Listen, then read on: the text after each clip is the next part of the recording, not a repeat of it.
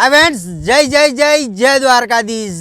જ્યાં ઘણીવાર કહું છું રાજનીતિની શરૂઆત દ્વારિકાને દ્વાર અને ગુજરાતના પનોતા પુત્ર અને યુગ પુરુષ શ્રી નરેન્દ્રભાઈ મોદી જેમનો ડ્રીમ પ્રોજેક્ટ એટલે કે બેટ દ્વારકાનો સિગ્નેચર બ્રિજ જેનું ઓપનિંગ આગામી 24 તારીખના દિવસે જ્યારે થઈ રહ્યું હોય ત્યારે ખાસ આ તકે જે દેવભૂમિ દ્વારકા જિલ્લાનું સંગઠન છે જેમના દ્વારા ઘણી બધી તૈયારીઓ કરવામાં આવી છે અને ખાસ આ તકે આજના દિવસે જે એક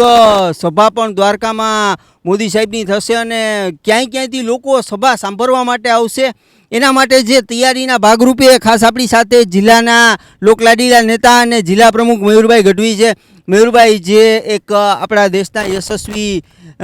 પ્રધાનમંત્રી અને યુગ પુરુષ કંઈ એવા નરેન્દ્રભાઈ મોદી જે 2024ની શરૂઆત પણ દ્વારકાથી કહેવાય અને જેમનો ડ્રીમ પ્રોજેક્ટ શું તૈયારીઓ ઘણા બધા લોકો આજુબાજુના જિલ્લામાંથી પણ આ સભા સાંભળવા આવશે। ખાસ આ તકે સંગઠન દ્વારા શું તૈયારીઓ કરવામાં આવી છે? વિશ્વના સર્વાધિક લોકપ્રિય નેતા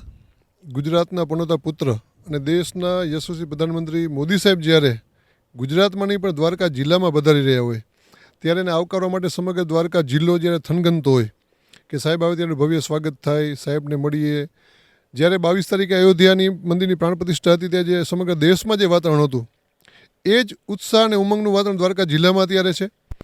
સાહેબ આવવાના છે સમાચાર મળતા સમગ્ર દ્વારકાવાસીઓ અને દ્વારકા જિલ્લાના સમગ્ર નાગરિકો અને પાર્ટીની ભૂમિકા અને અંતે પાર્ટીમાં જે જવાબદારી અલગ અલગ કાર્યકર્તાઓની છે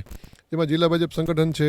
ધારાસભ્ય શ્રી પ્રભુ પ્રમાણિક, મુડુભાઈ બેરા સાહેબ, સાંસદ શ્રી પૂનમબેન અને સમગ્ર જિલ્લાનું સમગ્ર સંગઠન, એમાં જિલ્લાની સંગઠનની ટીમ, જિલ્લા મોરચાની ટીમ, ચૂંટાયેલા જનપ્રતિનિધિઓ અને મંડળની સમગ્ર ટીમ, પાર્ટીના અસંખ્ય કાર્યકર્તાઓ આની તૈયારી માટે કામે લાગી ગયા છે। આજે 2 દિવસથી મિટિંગો ચાલુ છે, વહીવટીતંત્રની શું તૈયારી ચાલુ છે, પાર્ટી દ્વારા મારે શું કરવાનું છે। આજે જ્યારે અહીંયા દ્વારકામાં અમે સ્પોટ ઉપર આવ્યા છીએ, અહીંયા સાહેબનો આખો રૂટ જોયો કે સાહેબ ક્યારે પ્રવેશ થવાના છે, ક્યારે ત્યાં હેલિપેડથી આવવાના છે, પછી સાહેબનો રૂટ શું રહેશે, એમાં પાર્ટીના કાર્યકર્તા તરીકે અને સમગ્ર દ્વારકાવાસીઓએ અમારે શું કરવાનું છે, એમને ભવ્ય સ્વાગત કેવી રીતે કરવાનું છે, કારણ કે સ્વયંભૂ ઉત્સાહ છે સમગ્ર જિલ્લામાં। ત્યારે આ તૈયારીઓના ભાગરૂપે અમે આખો હેલિપેડથી મંદિર સુધીનો રૂટ જોયો, ત્યાં સાહેબને વચ્ચે અમે કેમ સ્વાગત કરી શકીએ, સાહેબને કેમ આવકારી શકીએ, સાહેબનું કેમ ભવ્ય સ્વાગત થઈ શકે એના માટેનું આયોજન કર્યું છે। ત્યારબાદ સાહેબ મંદિરે પૂજા અર્ચના શાસ્ત્ર વિધિ મુજબ કરશે, ત્યાંથી સાહેબ સભા સ્થળે આવે તો એના માટે શું તૈયારીઓ કરવી, સમગ્ર જિલ્લામાં 10 મંડળમાં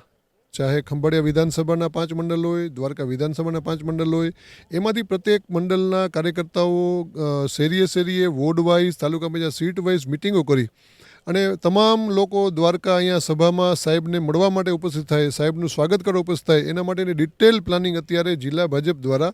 વહીવટીતંત્ર સાથે ધારાસભ્યશ્રીઓ, સાંસદશ્રી, જિલ્લા પંચાયતના સૌ ચૂંટેલા સભ્યશ્રીઓ, તાલુકા પંચાયત, નગરપાલિકાના સભ્યશ્રીઓ, સંગઠનની તમામ પાંખ, જિલ્લા સંગઠનની ટીમ હોય, મંડળ સંગઠનની ટીમ હોય કે જિલ્લાના મોરચા, મંડળના મોરચા, સમગ્ર જિલ્લાના ભારતીય જનતા પાર્ટીના પ્રત્યેક કાર્યકર્તા અત્યારે ઉત્સાહના વાતાવરણમાં છે, કારણ કે આપણા દેશના પ્રધાનમંત્રી અને આપણા જ્યારે ગુજરાતના પનોતા પુત્ર આપણા જિલ્લામાં આવી રહ્યા હોય તો એ વાતાવરણને આવકારવા અને એની સમગ્ર તૈયારીમાં કોઈ પણ વાતમાં કોઈ કચાશ ન રહી જાય એની સંપૂર્ણ ચિંતા જિલ્લા ભાજપ ટીમ અને સમગ્ર અમારી સંગઠનની ટીમને ચૂંટાયેલી પાંખ અત્યારે કરી રહી છે। મયુરભાઈ, ખાસ આવી પણ એક માહિતી આવેલી છે કે આજુબાજુના જિલ્લા છે, જામનગર છે, કાલાવડ છે વગેરે જગ્યાથી લોકો મોદી સાહેબને સાંભળવા માટે થઈને આવશે, વગેરે સમાજો દ્વારા સ્વાગત કરવામાં આવશે અને આ બધી જે એક સંગઠન દ્વારા જે બધી વ્યવસ્થાઓ કરવામાં આવી, શું કહેશો એ બાબતે? આપણા યશસ્વી પ્રધાનમંત્રી મોદી સાહેબ આવતા હોય ત્યારે બધાને આકર્ષણ હોય કે સાહેબને મળીએ, સાહેબને આવકારીએ, ત્યારે પોરબંદર અને જામનગર જિલ્લામાંથી પણ કાર્યકર્તાઓના ફોન આવી રહ્યા છે, વહીવટીતંત્રને રિક્વેસ્ટ આવી રહી છે કે અમારે પણ સાહેબના આ કાર્યક્રમમાં જોડાવવું છે, અમારે સાહેબના દર્શન કરવા છે, અમારે સાહેબને મળવું છે, અમારે સાહેબને સાંભળવા છે। એટલે સમગ્ર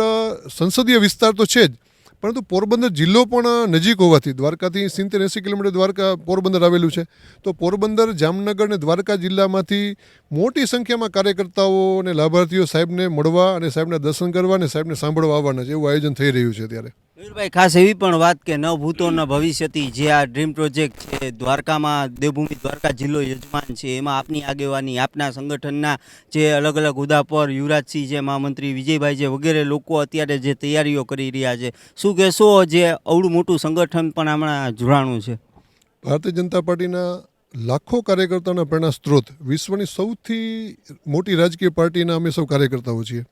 ત્યારે અમારા જ નેતા કે અમારા જ પ્રધાનમંત્રી, આપણા દેશના પ્રધાનમંત્રી જ્યારે જિલ્લામાં આવે ત્યારે સ્વાભાવિક છે કે એક આકર્ષણ ને ઉત્સાહ ને રોમાંચ રહેવાનો કે સાહેબને આપણા જિલ્લામાં પ્રવેશે જ્યારે 960 કરોડના ખર્ચે બનેલો સિગ્નેચર બ્રિજનું સાહેબ લોકાર્પણ કરવાના છે. બેટ દ્વારકા દર્શને મંદિર કરવાના છે. દ્વારકાધીશ મંદિરે પણ સાહેબ શીશ ઝુકાવવાના છે, પ્રાર્થના કરવાના છે. ત્યારે જ્યારે સભા સ્થળે આવે એના માટે જિલ્લામાં કોઈ પણ કચાશ ના રહે, કોઈ પણ ખામી ના રહે, એના માટે વહીવટીતંત્ર તો કામ કરે જ છે, એની ભૂમિકા છે. પરંતુ પાર્ટી દ્વારા, પાર્ટીની જે અમારી ભૂમિકા છે એમાં ક્યાંય કચાશ ના રહે એ માટે સંપૂર્ણ તૈયારી અમારા દ્વારા કરવામાં આવી છે. સમગ્ર આખા વિસ્તારમાંથી 700 જેટલી બસો અને પાર્ટીના કાર્યકર્તાઓ, આગેવાનો હજારોની સંખ્યામાં 4 વ્હીલ વાહનો, 2 વ્હીલ વાહનો લઈને અહીંયા જ્યારે પ્રવેશ કરવાના છે ત્યારે કોઈ અવ્યવસ્થા ના થાય, કોઈ તકલીફ ના પડે, બધાને સરળતાથી સાહેબ મળી શકે, સાહેબનું અભિવાદન ઝીલી શકે, સાહેબની સભામાં હાજરી આપી શકે, વ્યવસ્થિત બધું આયોજન થાય. એના માટે અમે અત્યારે વહીવટીતંત્ર સાથે સતત સંકલનમાં રહીને કામગીરી કરી રહ્યા છીએ. આશરે મયુરભાઈ કેટલી સંખ્યામાં પબ્લિક અહીંયા વ્યવસ્થા રાખવામાં આવી છે, શું વ્યવસ્થા હશે? આશરે દ્વારકામાં અત્યારે 1 લાખથી વધુ સંખ્યા આવે એવો અંદાજ છે. એટલે અહીંયા અત્યારે વહીવટીતંત્ર જે આયોજન કરી રહ્યું છે એની સાથે અમે સંકલનમાં છીએ. તો ત્રણેય જિલ્લા અને જામનગર મહાનગરમાંથી કેટલી સંખ્યા આવે છે એનું આખું ડિટેલ પ્લાનિંગ છે. એ લોકોને અહીંયા કેમ આવે, અહીંયાને કોઈ તકલીફ ના પડે, રસ્તામાં કોઈ ટ્રાફિકનો પ્રશ્ન ઊભો ના થાય, કોઈ બીજા પ્રશ્નો ઊભા ના થાય, એના માટે જે ડિટેલ પ્લાનિંગ કરવું જોઈએ એ પ્લાનિંગ કરી રહ્યા છે. સાંસ્કૃતિક મંડળીઓ જ્યારે સાહેબ હેલિપેડથી મંદિર જાય તો એનું સ્વાગત કેમ થાય, અમારા જિલ્લાનો મહિલા મોરચો, યુવા મોરચો, બક્ષીપંચ મોરચો, અન્ય મોરચાઓ એમાં કેમ જોડાય, કિસાન મોરચો કેમ જોડાય, એ સાહેબનું અભિવાદન કેમ કરે, એના માટે સૌમાં ઉત્સાહ છે. ત્યારે સંપૂર્ણ ડિટેલ પ્લાનિંગમાં કોઈ કચાશ ના રહે. ભૂતકાળના અમારા અનુભવો છે દ્વારકા જિલ્લામાં કે 2017માં મોદી સાહેબ આવ્યા હોય કે રાષ્ટ્રીય આપણા અધ્યક્ષ જેપી નડ્ડા સાહેબ આવ્યા હોય, મુખ્યમંત્રી સાહેબ આવ્યા હોય, ત્યારે બધા અનુભવોના આધારે ક્યાંય કચાશ ના રહે. સંપૂર્ણ તૈયારી માટે અત્યારે જિલ્લા ભાજપ પરિવાર સંપૂર્ણ સજ્જ છે. તો દેવભૂમિ દ્વારકા જિલ્લાનું ભાજપનું જે સંગઠન છે અને ખાસ જિલ્લા પ્રમુખ પણ મહામંત્રી, શહેર પ્રમુખ વગેરે લોકો દ્વારા એક મિટિંગ અને એક આયોજન સુંદર જે પ્રધાનમંત્રી આવે છે એના લઈને કરવામાં આવ્યું છે.